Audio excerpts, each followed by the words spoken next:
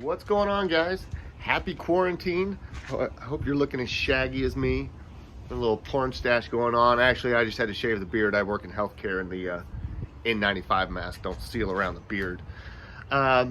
Anyway, I was editing some video that I actually shot just a couple months ago, and I realized that I didn't make any kind of a good intro for the video. So we're working on the K30, the 84 Chevy K30 flatbed. I did rebuild the carburetor, although I really don't think there's any footage of me rebuilding it. Other than that, I cleaned up under the hood. There was a lot of grease and oil and grime and things like that I cleaned up. And the big thing that I did was I swapped in a new radiator. Along with that, the oil cooler had been mounted down low, kind of behind the bumper down in here, and I swapped it to its original position here behind the grill. I do have a question that I will pose at the end of the video, and I would like your feedback. If you got a comment, drop it in the comment section below. But here, I'll see you in a few minutes, and I hope you enjoy.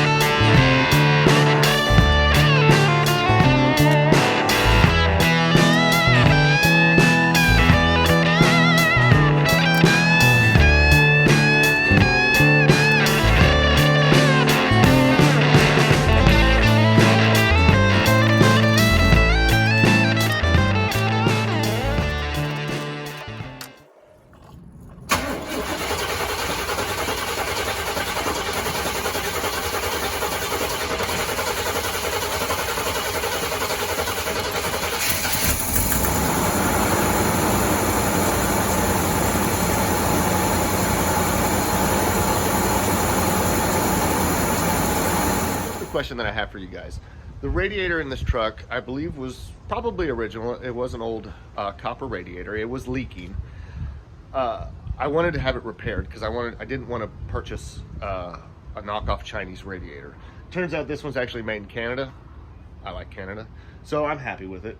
But I at least wanted to get the original radiator repaired. So I took it to a shop here local to me in Dallas. I got it back about 2 days later. I brought it, installed it, and filled it up, turned the truck on, and it was fine in the beginning, but once it started to build some heat and some pressure, it leaked. So I took it back to them. They were very nice in the beginning. They took it back into the shop. They put it on their pressure tester, and it tested fine. I said, "What's your pressure limit?" And they said, "Well, 5 PSI. We test all radiators to 5 PSI. The cap limits the pressure to 16 PSI, so it's 3 times higher than what they tested it at. And my question is, since I've never had a radiator repaired before, is this commonplace? Is this normal? Is 5 PSI normal? I'm thinking, why wouldn't you test it to the working limits of whatever pressure vessel that it is, or even surpass it to make sure that it's going to hold that pressure? Came home, I think I spent $150 on this radiator, which was what I paid them to not fix the radiator. But anyway, let me know in the comment section if this is normal. To me, it doesn't make any sense. But I'd like to see what you have to say. Anyway, thanks for watching, and we'll see you on the next one.